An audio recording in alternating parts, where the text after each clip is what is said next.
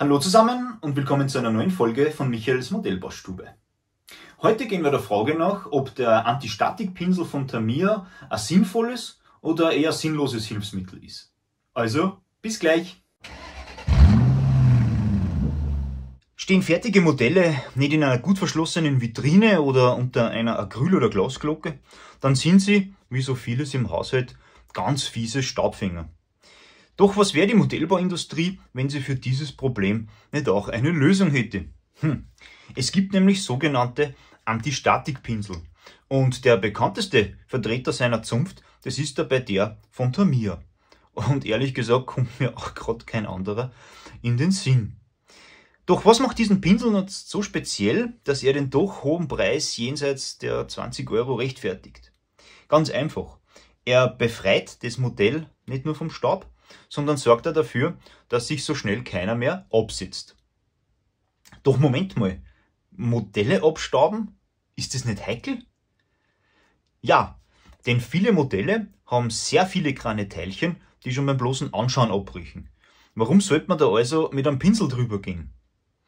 Da kann ich jetzt aber beruhigen, denn dieser Abstaubpinsel, so nenne ich ihn jetzt einfach mal, der hat ganz weiche Borsten, die dem Modell keinen Schaden zufügen.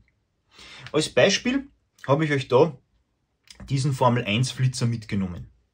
Ja, der hat hier an der Nase so Antennen, die beim Original für die Telemetrie und den Funk gedacht sind.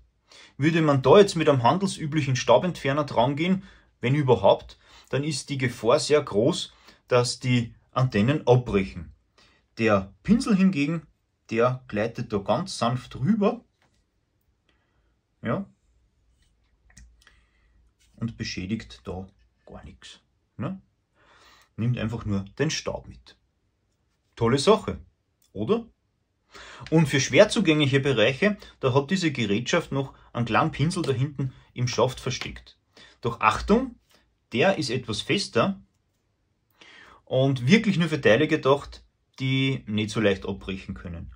Also kann ich da zum Beispiel einfahren oder da. Ja. Ich glaube, ihr kriegt mit, was ich damit meine. Doch nicht nur für das fertige Modell ist dieser Pinsel geeignet, auch während des Baus kann man ihn ganz gut einsetzen. Nämlich dann, wenn die Lackierarbeit ansteht. Denn wie schon zu Beginn erwähnt, da sorgt dieser Pinsel dafür, dass sich so schnell kein neuer Staub am Kunststoff absetzt. Perfekt also, um vor dem Airbrushen schnell noch abzustauben.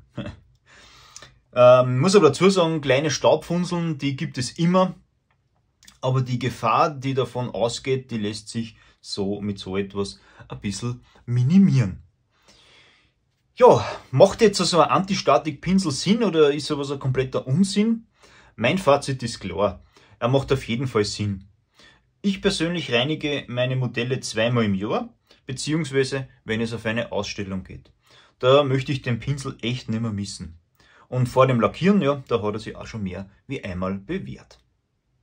Ja, und was meinst du dazu? Staubst du deine Modelle eigentlich auch ab und wenn ja, mit was? Ich bin da schon sehr auf eure Meinungen gespannt.